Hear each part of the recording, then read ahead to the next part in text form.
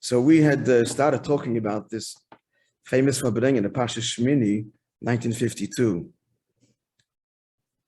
The end of this long Fabrengen. It is a lot of humorous things here. Just to remind you,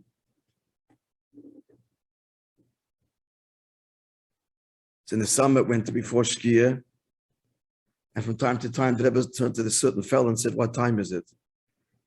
And the fellow would answer. Till at one point, the Rebbe said, and he would answer, "It's 3 o'clock." They would say, "No, it's not 4 o'clock." He'd say, "It's 4 o'clock." They would say, "No, it's not 5 o'clock." He would say, "It's 5 o'clock, it's not 6 o'clock." And then, like it's way into the Fabrengen, very close to Shkia, they would turn to again, what time is it? And he's about to answer, Bismarck and says, "When will you stop answering already?" The time.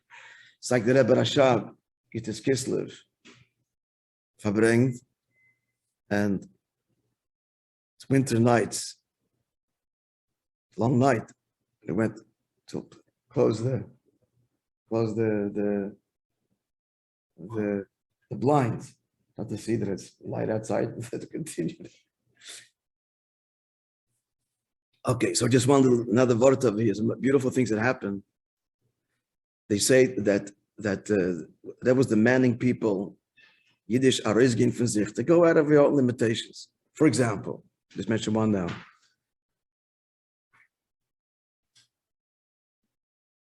You see why I'm pausing and smiling here. I won't have to say why. He turns to a person, he says to him, maybe you stop making cheshbonos and stop being worried whether your tie or hat is exactly on its spot, or whether the external appearance is not to the balabasta, your wife isn't pleased with your external appearance. Man, when we stop worrying about these things? That was the one person. We'll see. I have to add the next thing. And to some people, he told them to turn the hat around. And the Rebbe did the same thing.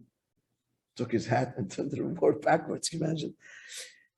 And he said, and even if the Maskilim, the big thinkers in Chassidus, he mentioned the name of some of them, with the Fabrengen, are thinking to themselves, what's it does? What's this? They should do it with Kabbalah soil. This is 1952. The Rebbe is molding, is breaking, is making the new Lubavitch. You have to understand the mentality then. It's 1952. The world was a big place just coming after the Holocaust, and to challenge the world then, it was not where Jews were at. It's just best survival, be from, create enclaves, challenge everything, Balabatischkeit. People were just in survival mode, not this, transform the world. And the Oli Fabrengen, the Rebbe is cultivating this. We should add one more thing. He mentions the Balabosta. 1952, reality. The women were not on the same page as the Chassidim generally. In Russia, for sure not. And he's by the Fabrengen and she was at the theater. I'm not saying it was every couple that way. Shetels were rare by Chassidim. My own family. He has a beard, the kapata, and the wife. Then came Sifka, and there was devotion to women and the whole emphasis, and it all changed.